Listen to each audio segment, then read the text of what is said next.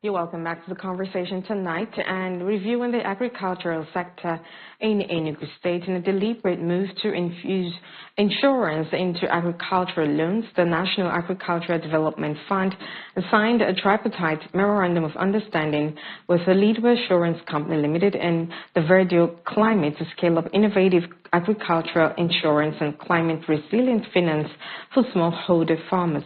But as we face increasing challenges due to climate change, unpredictable weather patterns, and limited access to finance, the role of innovative financial solutions such as index-based agricultural insurance and blended finance has never been more critical. It also aims to introduce digital climate advisory services and strengthen the capacity of business development service holders. And a lot more that the government is doing right here in Enugu State. But to speak more about this is Honorable Giovanni Madubuaku, who's the CEO of Organic Solutions Agro Multi-Purpose Cooperative. Hello, good evening, Honorables. Good to have you. Compliments of the season. Good evening and compliments. Great. So before we delve into that insurance policy there, which by the way is coming from the federal government, let's talk a bit about the agricultural sector in Enugu. I know you're one who's very passionate about agriculture because you do farm a lot. And what would you say, you know, according to what the governor has said over and over again, that he wants to move the state from a $4.4 billion, you know, to a $30 billion. Do you think that he's done so good in terms of agriculture? We need your honest opinion. And where do you think that he got it wrong? And you'll speak to us about food security as well, especially in Enugu here. All right. Thank you very much. First of all, I'll have to say that the governor is doing his best. Okay? The strategy that he's adopting are very good, and I have to give it to him. His agro-industrialization principles are okay. We are looking forward to better days. But then what I have to say is, still lots of things need to be done. We are still looking forward to the agro expo coming up. We are still looking forward to the revamping of the moribund agro industry in Enugu State. And at the same time, we are still looking forward to a change in the behavior of certain ministerials in Enugu State, and a lot of things are still done wrong. Could you be kind enough to tell us the things that are done wrong? Yes, first of all, I would say last year we were here to talk about hearing of farmers' inputs and equitable banks coming up to farmers in the state. Last year it was okay. Over 1,800 bags of potatoes has got to farmers in the each development. This year, we have 700 each. The worst part of it is this: the governor promised of only verified farmers are going to get this support. They failed us. Okay? They failed us, and a lot of farmers did not get what they are supposed to get. This is not from the governor. This is not from the commissioner. But this problem has still come from the people that participated in the distribution of this thing. So we still have to have a lot to do, knowing that the government cannot give the farmers everything that they need. So the few or the little that still comes needs to be equitably shared to enable it get this which is maximum impact. Okay? So that is the area we feel we need to talk. Again, let's talk about the LDAs. Okay? How are they are still functioning the way they were functioning last year. Okay? Try to see more impact of these IFADs, ATABs, and so many of them. We need to see more of them. Why is it that they don't publish the names of beneficiaries? Knowing that the government cannot be able to give this input to all the farmers in the state at the time, it is advisable that the beneficiaries of this input are being published so that coming year, when these inputs are being shared, the people that will know. Okay, and those that are to benefit will also know themselves. Okay, so these are few areas I believe we should touch, and again, I have to say there's no agro extension working yet in Enugu State. During the time of MIO, the agro extension officers were working perfectly. They were able to achieve the height because of the agro extension officers. Okay, we need these agro extension offices to be reactivated. We, the farmers, are still looking forward to the agro estate, and we believe that it's still going to come, but we believe that this estate can be possible if the right principles are being taken care of. Without the agro extension offices being reintroduced, this estate will be difficult to achieve, and a lot of other objectives of government towards agriculture cannot be achieved. So I wanted I heard you very clearly. You talked about not blaming the governor, which, by the way, I'm very in support of, because his job is to make sure that these things cascade down to the commissioners. But I'm not going to sit here and exonerate the commissioner, because if you're saying that the commissioner is not to be blamed, and you're saying that some of these things have not gotten to the farmers, then don't you think that the commissioner has a job to see that the supervisors, or those that are going to be sharing the items to the farmers, are people right under his watch? So why do we keep having people in leadership who are not very accountable for what goes on under them? So I'm not going to sit here and exonerate Commissioner Ubru.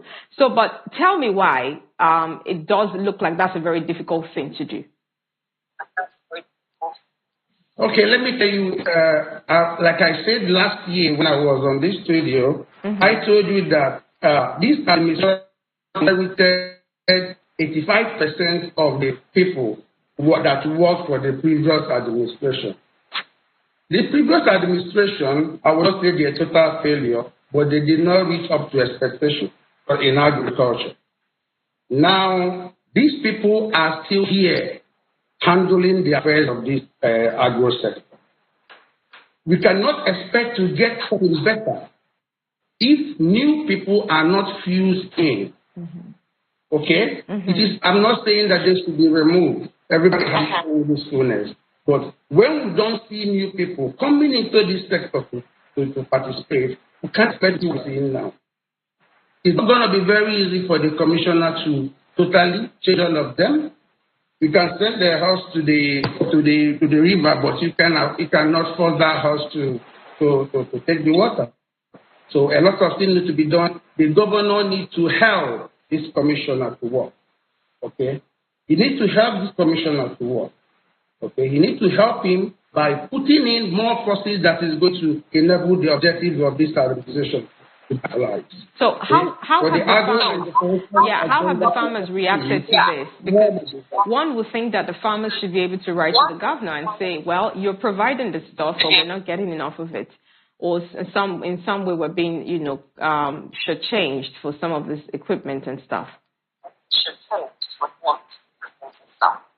Yeah, the summary is, like I say, something needs to be done.